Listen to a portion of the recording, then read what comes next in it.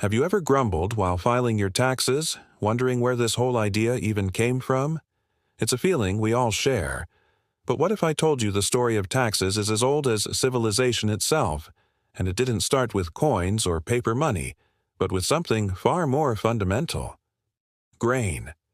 Imagine ancient Sumeria, thousands of years ago. The Fertile Crescent is booming. For the first time, humans aren't just surviving. They're building cities, developing writing, and creating complex societies. At the heart of this explosion of progress was agriculture. People learned to domesticate crops, creating surpluses of food, especially grain. This surplus was the key. It meant not everyone had to be a farmer. You could be a potter, a priest, a soldier, or a scribe. This specialization is the very engine of civilization. But this new, complex society needed a manager. It needed organization.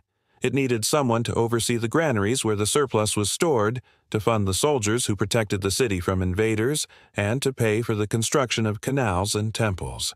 This manager was the early state, embodied by a king or a temple authority. And how did they fund all of this? You guessed it. They levied a tax.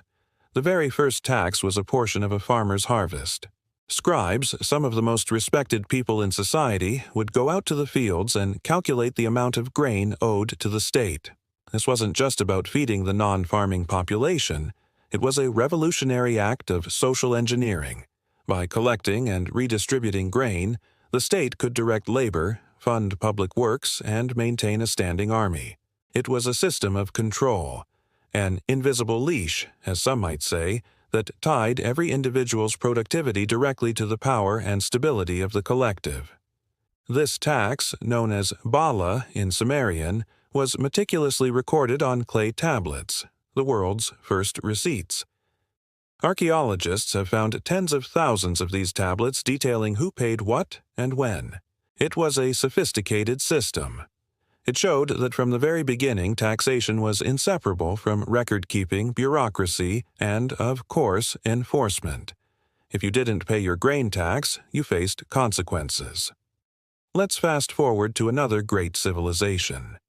Ancient Egypt.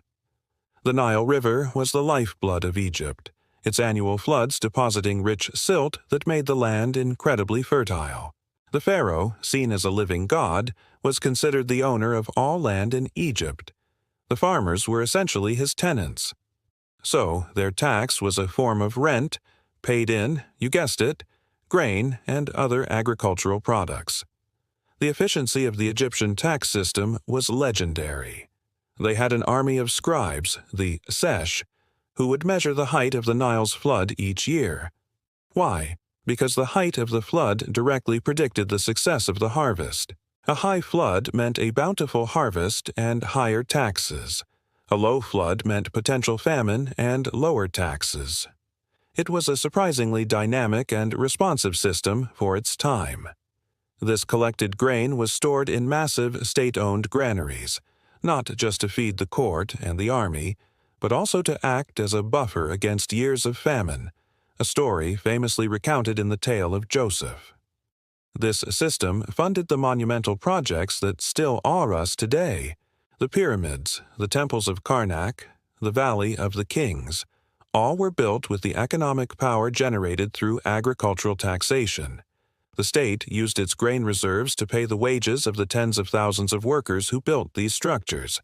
So, in a very real sense, the sweat of the Egyptian farmer, transformed into bushels of wheat and barley, is mortared into the very stones of the pyramids. Taxation was the tool that turned agricultural surplus into lasting monuments of power and belief. Now, let's journey to ancient Rome. The Romans were masters of organization and engineering, and their tax system was no different. Initially, the Roman Republic relied on taxes on wealth and property, primarily land. But as the empire expanded, its needs grew exponentially. They needed to fund a massive professional army stationed across 3 continents, build an unparalleled network of roads, aqueducts, and cities, and feed the ever-growing population of Rome itself through the famous grain dole. To meet these demands, Rome developed a more complex system. They introduced direct taxes like the tributum soli, a tax on land, and the tributum capitis, a poll tax on individuals, and a whole host of indirect taxes. There were taxes on imports and exports, sales taxes, and even an inheritance tax introduced by Emperor Augustus to fund military pensions. The collection process was famously privatized. The state would auction off the right to collect taxes in a particular province to the highest bidder. These private tax collectors, known as publicani, would pay the state a lump sum up front, and then were free to collect whatever they could from the populace, keeping the difference as their profit. As you can imagine, this system was ripe for corruption and extortion. The publicani became some of the most despised figures in the Roman world, a symbol of the state's heavy and often cruel hand.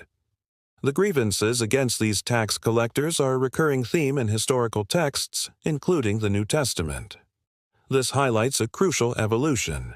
While the tax began as a simple contribution of grain for the community's benefit, in large empires it became a mechanism of wealth extraction, often disconnected from the direct well-being of the taxpayer. It was the price of being part of the Pax Romana, the Roman peace, but it was a price that fell heavily on the shoulders of provincial farmers and merchants. The state's invisible leash had become a heavy chain for many. So, what does this journey from Sumerian grain to Roman coin tell us? It reveals that taxation is not a modern invention born of spreadsheets and governments as we know them. It is a foundational element of civilization. It's the bargain we strike to live in organized, protected, and ambitious societies. The first taxes weren't just about funding projects, they were about creating the very structure of society, defining the relationship between the individual and the state, and channeling collective effort towards common goals. The form of tax has changed, from grain to livestock, from silver coins to digital transfers, but the fundamental purpose has remained remarkably consistent. It is the economic engine that powers the state, for better or for worse. It funds armies and builds roads, but it can also be a source of oppression and inequality. The story of taxation is the story of power, of society, and of the perpetual negotiation between what we owe to the collective and what we keep for ourselves. So the next time you see that deduction on your paycheck, remember the Sumerian farmer measuring out his barley, the Egyptian scribe noting the height of the Nile, and the Roman merchant paying a toll at the city gate.